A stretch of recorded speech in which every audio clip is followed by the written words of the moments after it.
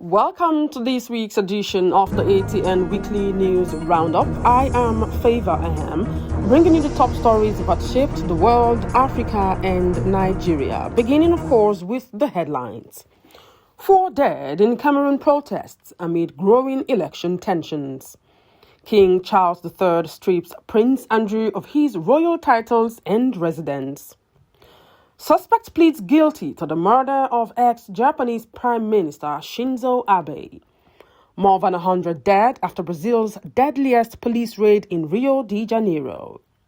France hit by €12 million gold refinery heist near Lyon. Petrol price may hit ₦1,000 per litre as Tinubu approves new import tariffs. Hurricane Melissa's death toll increases to 49 across the Caribbean.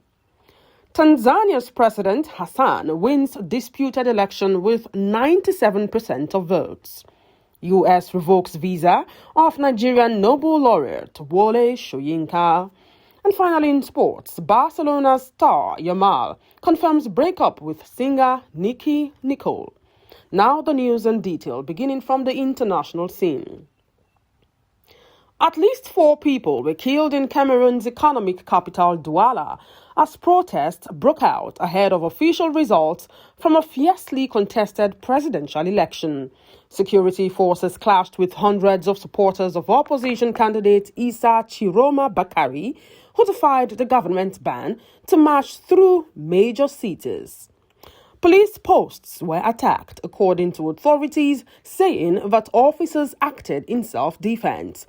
The unrest reflected growing tensions over the credibility of the electoral process, with a growing frustration among young voters. We move over to the United Kingdom, where King Charles III took an unprecedented step by stripping his brother, Prince Andrew, of his remaining titles and evicting him from his royal residence. Buckingham Palace confirmed that Andrew, long mired in scandal over his ties to convicted sex offender Jeffrey Epstein, would now be known simply as Andrew Mountbatten Windsor. The King's decision came after weeks of mounting public and political pressure. Andrew was also ordered to vacate the royal lodge near Windsor Castle, closing a troubled chapter in the royal family's recent history. In Japan, the man accused of assassinating former Prime Minister Shinzo Abe in 2022 pleaded guilty to murder. Tetsuya Yamagami, 45 years old, admitted to all charges during his trial's opening session in Nara. Prosecutors said Yamagami used a handmade firearm to kill Japan's longest-serving leader. The shocking act, which rattled Japan's sense of safety, was reportedly motivated by personal grievances against a religious group associated with Abe's political activities. Yamagami told the court everything is true, acknowledging full responsibility. Now in Brazil, outrage spread after a deadly police operation in Rio de Janeiro left at least 119 people dead. The raids targeted a powerful drug cartel entrenched in the city's favelas, but quickly descended into chaos, with residents lining the streets with the bodies of the dead in protest.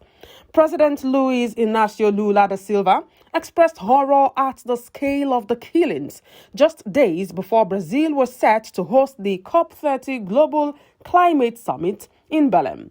Human rights groups condemned the operation as a massacre, calling for an independent investigation. And in France, 6 suspects were arrested near Lyon following a dramatic €12 million heist at a gold refinery. The group reportedly used explosives to breach the facility before making off with the precious metals. A high-speed chase ended with the arrests and full recovery of the stolen gold. This has been confirmed by the authorities. The incident came just weeks after another major theft at the Louvre Museum, fueling concerns about a surge in high-value crimes across France. Now we move on to news coming in from Africa and Nigeria, beginning in Nigeria, where fuel prices were projected to surge beyond ₦1,000 per litre. This is coming after President Bola Tinubu approved a 15% import tariff on refined petroleum products. The new policy is set to take effect on November the 21st, aimed to protect domestic refiners like the Dangote refinery from cheaper imports. However, oil marketers warned that the tariff could trigger another round of inflation and make petrol unaffordable for many Nigerians. The government defended the move as a long strategy for energy independence. Elsewhere on the continent, Tanzania's Electoral Commission declared President Samia Suluhu Hassan the winner of the country's disputed general election, with more than 97% of the vote. The announcement comes after days of violent protests and allegations of voter suppression. The victory extended the ruling Chama Cha Mapinduzi party's decades-long hold on power, though opposition leaders described the poll as a charade. The result nonetheless cemented Hassan's mandate as the first female president in the nation's history. Meanwhile, Hurricane Melissa left a trail of devastation across the Caribbean, killing at least 49 people and displacing thousands. Haiti bore the heaviest toll, reporting 30 deaths and 20 people missing. Jamaica recorded 19 fatalities, while the Dominican Republic confirmed 1 death before the storm moved northward. Rescue teams continued searching for survivors amid destroyed homes, blocked roads, and widespread flooding. Regional leaders called for international aid as the storm's aftermath worsened the region's humanitarian crisis. And in the United States, the Trump administration has revoked the visa of Nigerian Nobel laureate Wole Soyinka. The author revealed that U.S. officials had requested his passport to formally cancel the visa, citing unspecified information. Soyinka linked the decision to his long-standing criticism of former President Donald Trump, recalling that he had publicly destroyed his green card in 2017 as a protest gesture. The move sparked outrage across literary cycles, with many decrying it as an act of political retaliation. Now we move over to news coming in from the sporting world. Barcelona teen Lamine Yamal has confirmed his split with Argentinian singer Nicki Nicole.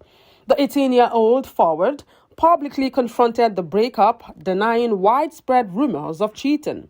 He says they were no longer together anymore, and it had nothing to do with any kind of betrayal. The revelation ended days of speculation in Spanish tabloids.